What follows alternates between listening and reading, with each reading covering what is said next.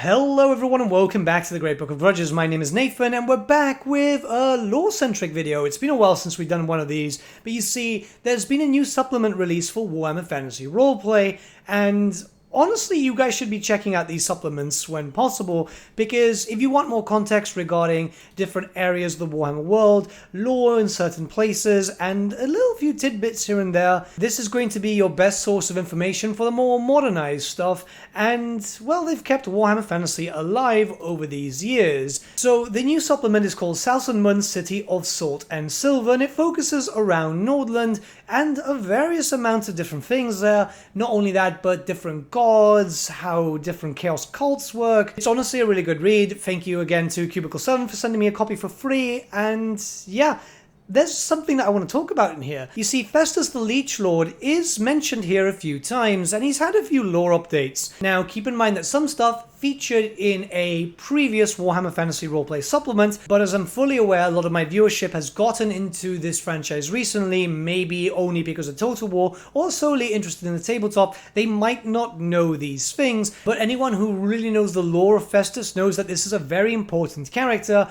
and it's something that we're eventually hoping for Total War Warhammer 3. I mean, it's one of the named characters in the Warriors of Chaos army book too. Don't worry you don't know about this character, as everything discussed in this video will bring you up to speed. So without further ado, let's begin. So this is the main entry in the book regarding Festus, and we're going to read over it just now. The story of Dr. Festus is well known in the city. He was a popular, generous physician, known for self-sacrifice in the name of healing, a favoured son of Salzenmund. He only charged the fee to those who could afford to pay, and due to his prowess, the richest would pay handsomely for his services. With his wealth, he founded several hospices across Nordland, the Salzenmund Hospice among them. So, if you know what a hospice is, you know, it's pretty much where a lot of people go to die. It's, yeah. It's a bit morbid, and we'll talk about the hospice itself a little bit later on in this video, so let's continue. The cult of Shalya believed Dr. Festus was favoured by Shalya and would one day become a venerated soul. His inventiveness in formulating new unguents and salves helped Nordland overcome a wave of plagues, including Screaming Org, Black Liege, and Ghoulpox. It was gnashing fever, which caused Festus's downfall. As his patients died around him, he cried out to Shalya for help, but it was Nurgle that replied. Festus's mind was flooded with knowledge of every ailment and infection. He was driven mad. What remained was a champion of Nurgle, with a burning desire to spread disease and experiment on the living. He became the Leechlord. So pretty much what we've covered here is stuff that we already know through the 8th edition army book, but let's continue a little bit more. The general populace assumed Dr. Festus disappeared and give the matter little thought, although rumours circulate that he somehow fell from grace. The cult of Shalya in Salzenmund know the truth. When the horrified priestesses discovered Festus's fate, they chose to martyr themselves by travelling to plague-stricken Darzien in Kislev. Dr. Festus now roams the Empire and beyond, seeking new diseases and experimenting on people as he goes. He spends a great deal of time in Altdorf sewers, cooking up horrible potions and plotting. He has another laboratory outside Salzenmund, in the cellars of an abandoned fortified manor house, in the forest a few miles from Tettons. The old track which leads from the road is completely overgrown, and records of the house are lost in the dusty archives in Castle Salzenmund. Festus's lair stands in a clearing, its walls crumbling with damp and the worm-riddled door hanging from its frame. Festus lets the manor itself rot and keeps to the cellars, where he brings experimental subjects and composes missives to the Tinean Fellowship. Okay, we're going to get to the Fellowship, but before anything, it's really curious, isn't it, how a character who looks like Festus, right, how he's able to move around for the Empire, have multiple locations that he does experiment, he does his work, and still hasn't really been found. But it's really, really interesting, because obviously he's going to be very close to Nordland when possible, considering that's his homeland, but he even goes all the way to Altdorf, so he goes up to Reichland. That is a fair distance. So let's talk about the Tinean Fellowship now, as not only is it a fellowship of doctors, but it seems to be a cult which is dedicated to Festus. The Tinean Fellowship is a loose confederation of physicians who correspond on matters anatomical and medical. They are orchestrated by Dr. Festus, who presents himself as a learned doctor sharing information on rare diseases. He encourages experimentation with the secret aim of infecting the healthy and spreading disease. Only the inner circle of the Fellowship know Festus's true nature and the real ambitions of the cult. Okay, so they're able to, well, pull a fast one on a lot of physicians. That's actually quite interesting. There are several members of the Tinean Fellowship in Festus's hometown. He is acutely aware that Mother Agatha of the Temple of Shalya seeks his whereabouts. Festus takes perverse delight in fostering cultists under the nose of the High Priestess, but he's not inclined to risk discovery. So she's a character, she's fairly new. She leads the Temple of Shalya, a very important character from what I'm seeing in this book. I don't want to go too into her just yet. We'll talk about different things of the book as time progresses. But if you want to know more, I would suggest buying the book now because it's already available in the digital copy and you will get a lot of really cool information here. Anyways, let's continue. Dr. Tawiben of Salzenmund Hospice is inadvertently furthering Festus's aims. It was the Leechlord who recommended he experiment on mutants and terminal cases, then dispose of the bodies in the pit.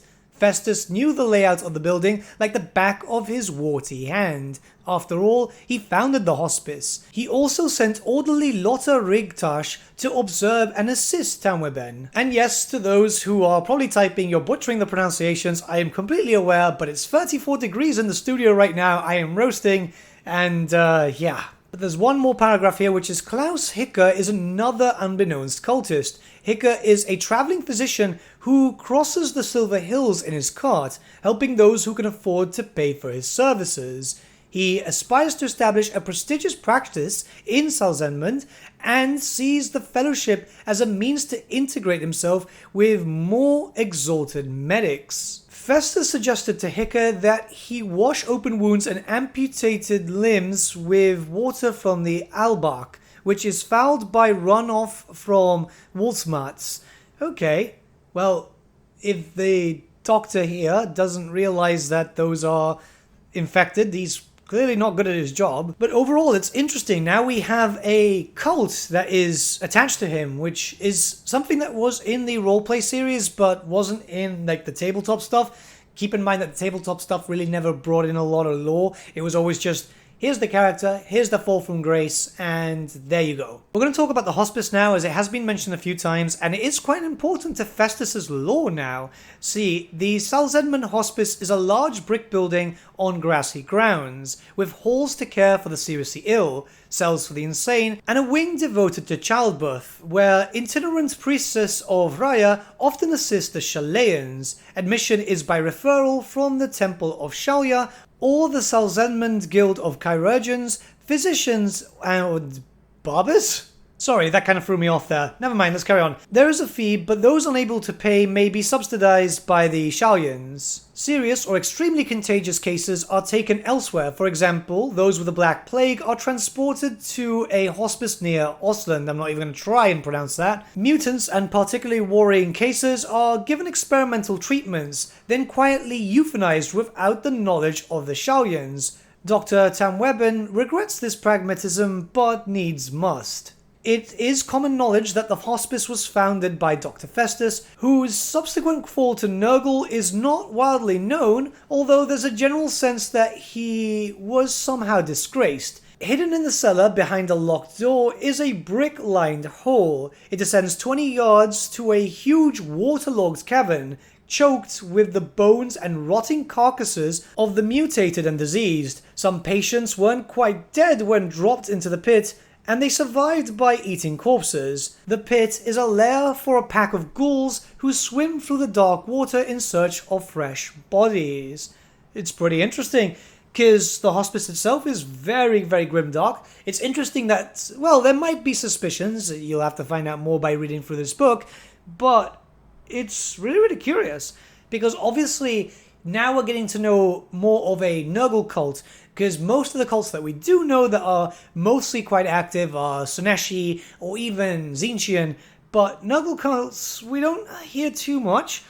it's interesting how overall Festus and his followers remain unknown for the most part. There are suspicions, yes, but it's really, really curious. I like what's being done here. I'm a big fan of Festus. I think that he looks really cool, and generally he's got some interesting lore. Even the stuff in the end times wasn't that bad, so I hope that we do see more just fleshing out. Who knows what we'll see in the future. But what do you guys think about all this? Let me know your thoughts in the comments below, and let's start a bit of a discussion.